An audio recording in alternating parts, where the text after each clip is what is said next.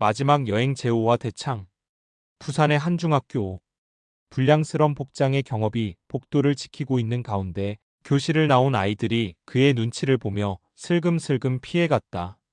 지나가는 학생들의 이름표를 확인하던 그의 눈동자가 한 아이의 명찰에 고정되었다.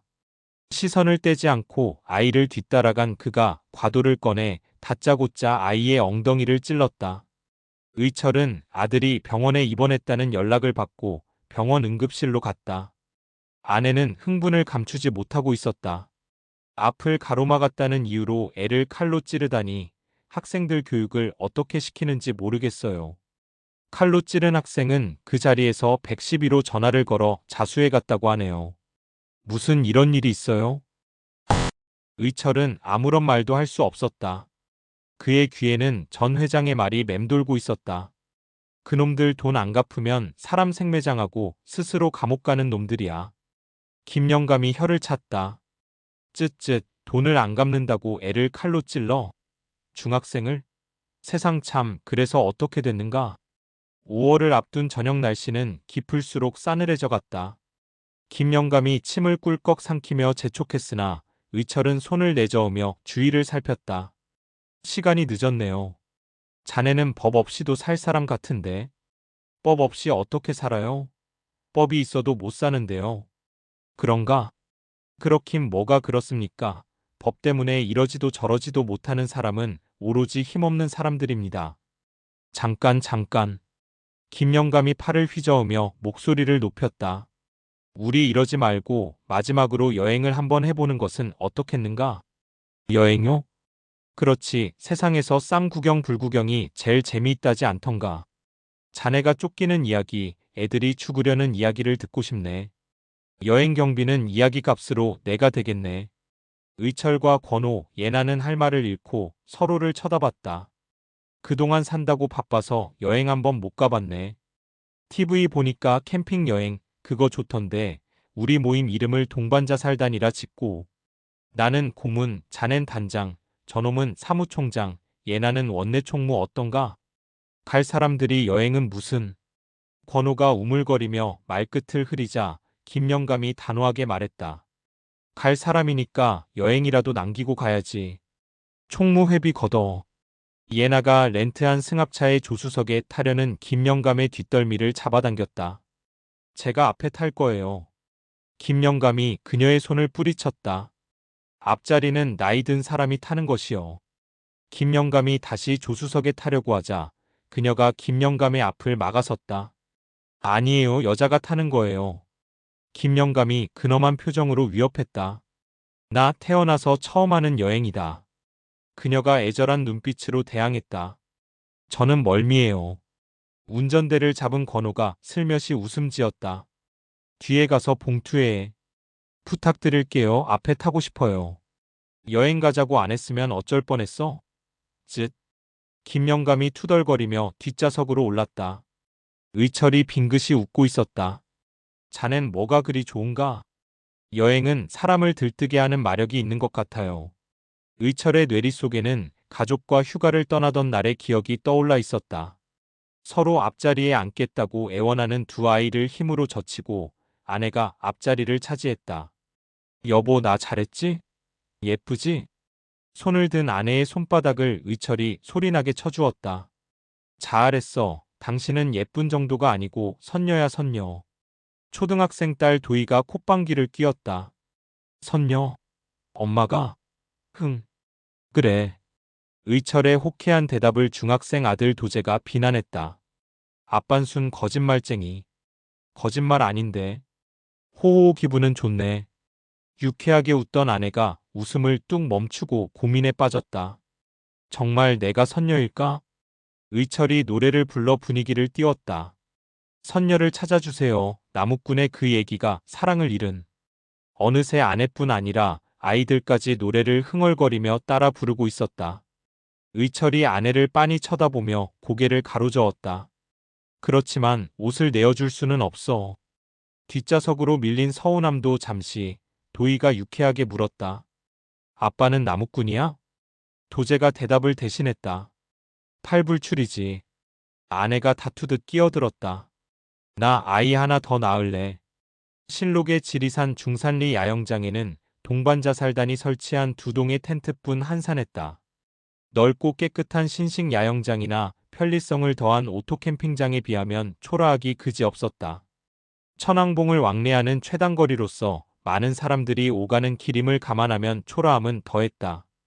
야영장은 등산로의 경사진 언덕에 올라앉아 있었다. 나뭇잎의 흔들림을 우두커니 보고 있던 김영감이 등산로를 가리키며 위급을 알렸다. 의철은 신속하게 아래를 확인했다. 야영장 쪽으로 걸어오는 두 명의 사내는 그를 쫓던 대창과 인구였다. 일촉즉발의 순간 의철은 지퍼가 열리는 텐트 속으로 슬라이딩을 하듯이 뛰어들었다. 옷을 갈아입고 나오려던 그녀가 놀라 비명을 지르려고 했다. 의철이 손으로 그녀의 입을 막았다. 쉿, 나를 쫓는 사람들이야. 여기 있는 것을 어떻게 알았을까? 그녀가 손가락 두 개를 들어 보였다. 112로 신고할까요? 안 돼. 경찰이 개입되면 스스로 잡히는 것이나 다름없었다. 신고? 전화? 네. 휴대폰? 네. 휴대폰을 추적한 것이었어. 권호는? 아직요. 권호는 천왕봉을 다녀온다며 나가고 없었다. 의철은 휴대폰을 벨이 울리지 않도록 조치한 다음 그녀에게 건네주었다. 내려가는 차에 실어보내. 야영장으로 들어온 대창이 주위를 둘러보고는 막무가내로 한 텐트의 지퍼를 열었다. 안은 비어 있었다. 또 다른 텐트로 향하는데 그녀가 텐트에서 나왔다. 그녀의 손에는 갈아입은 옷이 들려 있었다. 그녀가 소리쳤다. 아빠, 쌀 씻어와 밥해 얼른. 옷 갈아입을 동안 뭐 했어? 머리를 묶으며 대창의 곁을 스쳐 지나간 그녀가 옷을 김영감에게 휙 던졌다. 대창은 텐트를 확인해 보는 대신 침을 꿀꺽 삼키고 그녀를 바라봤다. 그녀의 미모는 사람의 기억을 멈추게 하기에 충분했다. 김영감이 옷을 얼떨결에 받으며 대답했다. 응? 라면 사올 테니까 옷도 좀 빨아놔요. 알았다. 그녀가 서둘러 야영장을 나갔다. 애비를 못 부려 먹어서 안달을 하는구나, 안달을. 김영감이 부싯거리를 챙겨 식수대로 가자 대창과 인구는 약속이나 한 듯 그녀의 뒤를 따라갔다. 대창은 연예인 뺨 서너 대 정도는 치고도 남을 미모에 늘씬한 몸매의 그녀를 본 순간 심장이 멎어버리는 줄 알았다. 산바람에 묻어날리는 그녀의 옅은 향에도 숨을 쉬지 못할 정도였다. 납치해버리고 싶은 충동이 불같이 일어났다. 최소한 억은 주어야 살 수 있을 만한 특급이었다. 그녀의 앙칼진 외침마저도 모조리 흡수해버리고 싶었다. 여자라는 동물은 활락과 허영에 길들여지게 마련이다. 매춘에 길들여진 여자들은 사창가를 벗어나지 못한다. 단시간에 수십만 원을 거뜬히 벌 수 있고 여름엔 시원하고 겨울엔 따뜻하게 지낼 수 있다. 일수를 주려는 업자들이 줄을 섰으니 항상 화장을 해 곱게 단장할 수 있고 구정물에 손을 담그지 않아도 되는 직업이다. 대창은 보육원에서 자신을 따르던 무리 몇을 거느리고 양정의 중심 상가를 거점으로 사채업과 색주집을 운영하고 있었다.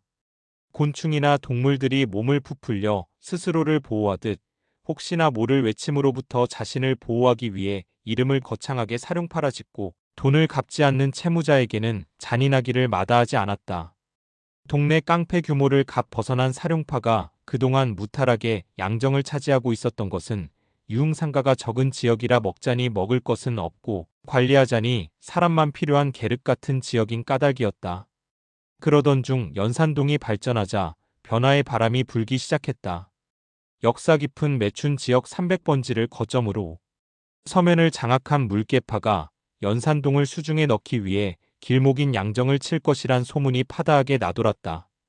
분위기가 흉흉한 와중에 인생 오한이면 X라며 설치던 상진이 순식간에 연산동을 통합하고 광까지 등에 업어 난공불락의 요새로 만들었다. 사람들은 신흥 조직인 그들을 OX파라 불렀다. 대창은 물개파의 고사될 위기를 무사히 넘긴 것에 감사했다. 하늘의 도움인지 상진이 하늘인지 알 수 없어 하던 때였다. 이번엔 상진이 나타나 양정을 독립된 지역으로 인정해 줄 테니 OX파의 비밀 조직이 되라고 요구해왔다. 물개파의 침공을 막아주고 법의 보호를 받게 해준다는 조건이었다. 폭력 조직이 법의 비호를 받을 수 있다면 조직을 키우는 일은 누워서 떡 먹는 것보다 쉬운 일이었다. 어차피 그들이 침공해 온다면 손 한번 써보지 못하고 구역을 내어줄 수밖에 없는 처지, 선택의 여지가 없었다. 그래서 사룡파는 OX파의 비밀병기 역할을 맡았다. 상진이 말하는 비밀스런 일의 대부분은 인터렌탈 전 회장의 사적인 일이었다. 야영 장관은 꽤 먼 거리, 울창한 숲길을 따라 내려가자 차단기가 설치된 공원 출입구가 나왔다. 산을 내려가는 트럭의 화물 속에 휴대폰을 실어보낸 것도 잠시 그녀는 걱정이었다. 놈들이 산에서 내려오지 않고 있었다. 주차장에는 덩치 큰 사내들이 진을 치고 있어 분위기가 험악했다. 마냥 기다릴 수도 없는 일인데다. 놈들이 야영장에서 산 쪽으로 올라갔을지도 모른다는 생각에 그녀는 서둘러 야영장으로 향했다. 놈들은 지나가는 사람 하나 없는 법계교 앞을 서성이고 있었다. 그녀는 돌아가기도 난감해 땅만 주시하며 앞으로 나아갔다. 그녀를 본 대창이 침을 꿀꺽 삼켰다. 아가씨 잠깐만. 그녀는 간이 덜컥 내려앉았다. 네. 이야기 좀 합시다. 저 지금 가봐야 돼요. 같이 갈까? 그녀는 움직이지 못했다. 날 따라간다면 외제 승용차도 사줄 수 있어. 경찰 부를 겁니다. 그녀가 휴대폰을 꺼내는 흉내를 취하자 대창이 태도를 바꿔 사정하듯 말했다. 전화번호라도 찍어주고 가요. 대창이 휴대폰을 내밀어 그녀와의 거리를 확보한 다음 순식간에 그녀의 팔을 잡아당겨 입을 틀어막았다. 그리고 그녀를 계곡으로 끌고 가 풀섭에 쓰러뜨린 다음 양말을 벗어 입속에 쑤셔 넣었다. 계곡에 물 흐르는 소리만 천둥처럼 요동쳤다. 지금 비상인데 말썽 나는 것 아닙니까? 인구의 말에 대창이 피식 웃었다. 전 회장 일을 보고 있는 중인데 지리산 첩첩산 중에서 냄비 하나 닦았다고 말썽이 나겠어? 일만 아니면 납치해버리고 싶다. 대창의 휴대폰이 울어댔다. 따르르릉. 숲에 가린 하늘이 낙엽처럼 흔들렸다. 대창은 전화를 무시하고 오로지 그녀를 탐하는 일에 열중했다. 그러자 이번엔 인구의 휴대폰이 울렸다. 통화를 하던 인구가 소리쳤다. 형님, 지금 난리 났습니다. 표적이 이동하고 있답니다. A씨, 조금만 있다 오지. 놈들이 떠나자 그녀가 입에서 양말을 꺼내 바닥에 놓고 돌로 정신없이 내려찍었다. 돌에 찍힌 양말에 구멍이 나 너덜거리고 손에서 떨어진 피가 너덜거리는 양말을 적시는데도 그녀는 손을 멈추지 않았다. 야영장으로 들어서는 예나의 얼굴에 미소가 깃들어 있었다. 작은 오빠는요? 김영감의 굳었던 얼굴이 비로소 풀렸다. 너 찾으러 갔는데 못 만났어? 네. 길이 엇갈린 모양이다. 그렇겠네요. 별일 없는 거지? 당연하지요. 제가 누군데요. 승냥이처럼 생긴 녀석이 널 보던 눈빛이 예사롭지 않아서. 그렇기 때문에 제가 가야 했어요. 제가 있으면 그들이 가겠어요? 간도 크다. 그런데 왜 이리 늦었어? 김영감이 표정을 바꿔 혀를 찼다. 쯧쯧쯧, 밥하기 싫어 늦게 온 게지? 네. 그녀가 의철에게 물었다. 다음은 어디로 가요? 또 바다로 갈까? 지금 당장요. 권호가 와야지. 왔네요. 권호가 야영장 입구로 들어서고 있었다. 그들이 이동한 곳은 거제도 여차의 몽돌의 수욕장이었다. 권호가 모닥불을 피워 차가운 밤 날씨에 저항했다. 삼겹살을 굽는 의철의 시선은 줄곧 그녀에게 가 있었다. 무슨 일 있었어? 그녀가 소주잔을 들이켰다. 아니요. 얼굴이 안 좋은데? 중산리를 갑자기 떠나자는 것도 그렇고. 그녀가 하늘을 올려다봤다. 오늘따라 엄마 아빠가 유난히 보고 싶네요. 집으로 가보면 되지. 그녀가 비명처럼 소리쳤다. 안 돼요. 모두의 시선이 그녀에게 집중되었다. 제가 집으로 돌아가면 엄마 아빠가 무사하지 못해요. 김영감이 주위를 둘러봤다. 모닥불의 영역을 벗어난 어둠이 해수욕장을 점령하고 있었다. 지금부터 총무의 이야기를 들어볼까? 집으로 가면 왜 안 되는지? 권호가 불을 뒤적이자 불티가 하늘로 날아올랐다. 불빛에 볼이 발갛게 익은 그녀가 인상을 잔뜩 썼다. 나는 무슨 귀신이 씌었나 봐.